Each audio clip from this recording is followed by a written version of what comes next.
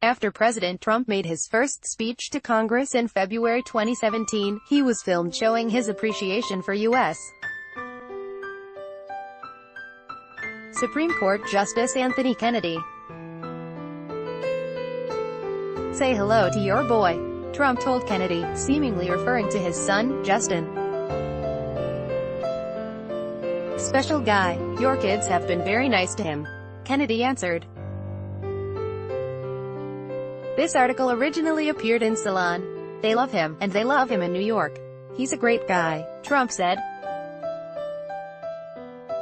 Trump to Justice Kennedy, "That's very nice coming from you. Say hello to your boy, special guy. Kennedy, your kids have been very nice to him. Trump, they love him, and they love him in New York. He's a great guy." Pic.twitter.com/78man3m7v, Scott Stedman, @ScottMStedman, June 29, 2018. A new report suggests, however, that the Trump family's relationship with Justice Kennedy's family may extend beyond such pleasantries. In a recent New York Times article about the White House's campaign to create a Supreme Court opening, Justin Kennedy, who Justice Kennedy's adult son, may have been more responsible than anyone else for saving the Trump family's business during the darkest days of the Great Recession. Justin worked closely with Mr.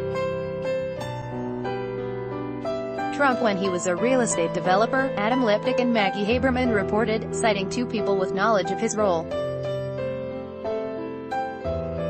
The younger Kennedy spent more than a decade working in a senior role at Deutsche Bank. During Mr. Kennedy's tenure, Deutsche Bank became Mr. Trump's most important lender, dispensing well over $1 billion in loans to him for the renovation and construction of skyscrapers in New York and Chicago at a time other mainstream banks were wary of doing business with him because of his troubled business history. Lipnick and Haberman continued. The business relationship between Justin Kennedy and Trump was previously reported by the Financial Times, which wrote last year that Justin Kennedy, a trader who arrived from Goldman to become one of Mr.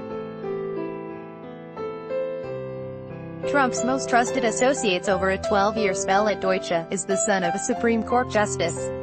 While there's no proof that Justin Kennedy's business relationship with Trump influenced his father's decision to announce his retirement at a time when Trump is positioned to be able to pick his successor, and after a term in which Kennedy handed conservatives many victories in cases dealing with issues like Trump's travel ban and abortion, some observers noted what the seemingly peculiar connection.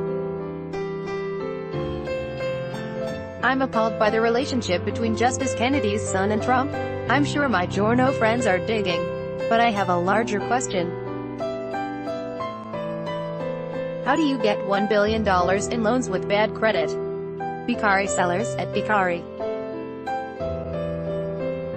Sellers, June 29, 2018. MSNBC host Stephanie Ruhle, who worked for 8 years at Deutsche Bank before joining the news network, cautioned about reaching conclusions because there are multiple parts of the bank that can easily get confused and lumped together. "While I know, and it has been well reported, Deutsche was a massive lender to Mr. Trump, I want to put a new context," she said. "A lot of this comes from multiple sides of the bank, specifically the private bank, and that was not where Mr.